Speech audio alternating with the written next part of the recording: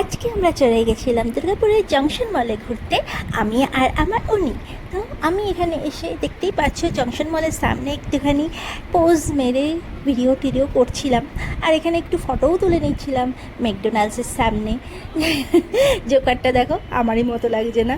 তো এখানে দেখো জংশন মলের সামনে একটুখানি বসে গেছিলাম আমি আর আমার বর ভাবছিল আমি ফটো তুলছি, তাই জন্য পোজ মারছিল, কিন্তু আমি করছিলাম ভিডিও। আর এরপরে ওখান থেকে উঠে আমরা চলে গেলাম একটু ভিতরেই ঘুরতে। এবারে ভিতরে একটু এসে হাওয়া ঠাওয়া খেয়ে নিলাম দুজনে মিলে, একটু হাঁটাহাঁটিও করে নিলাম, এক্সারসাইজ হলো একটুখানি। তারপরে এত ঘোরাফেরার পর পেয়ে গেছিলো খুব খিদে, তাই চলে এলাম রেস্টুরেন্টের সামনে। এখানে একটা ভেজ রেস্টুরেন্ট আছে খুব ভালো, যেখানে ধোসা পাওয়া যায়। এখানকার ধোসা আমার খুবই পছন্দ। আর ধোসাটা দেখতেই পাচ্ছ কত সুন্দর, কতটা বড়। এটাতে আমি আর আমার বর দুজনে মিলে কাড়াকাড়ি করে খাবো ভাবছিলাম, কিন্তু আমার বরের জন্য আমি আরেকটা অর্ডার দিয়ে দিয়েছিলাম পাওভাজি। দেখতেই পাচ্ছ পাওভাজিটাও কি লোভনীয়। এবারে দুজন মিলে কাড়াকাড়ি করে পুরো খাবারটা খাওয়া শেষ করলাম।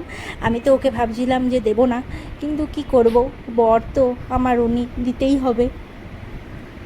এরপরে আমি গরম পড়ে গেছে তাই আমি অর্ডার দিয়ে দিয়েছিলাম একটু ঠান্ডা ঠান্ডা লস্যি। আর লস্যির ওপরে দেখো কত কাজু বাদাম দেওয়া ছিল। আমি তো প্রথমেই খাবো, আমার বরকে দেবো না ভাবছিলাম, কিন্তু এটাও কি করা যাবে, বর কেড়ে নিয়ে নিল। তো খাওয়া দাওয়া হলো, ঘোরাফেরা হলো, এনজয় হলো, সন্ধ্যাটা দারুণ কাটলো। তারপরে আমরা দুজনে চলে গেলাম বাড়ি। আর তোমাদের এই মিনি ব্লগটা কেমন লাগলো কমেন্ট বক্সে নিশ্চয়ই জানাবেন।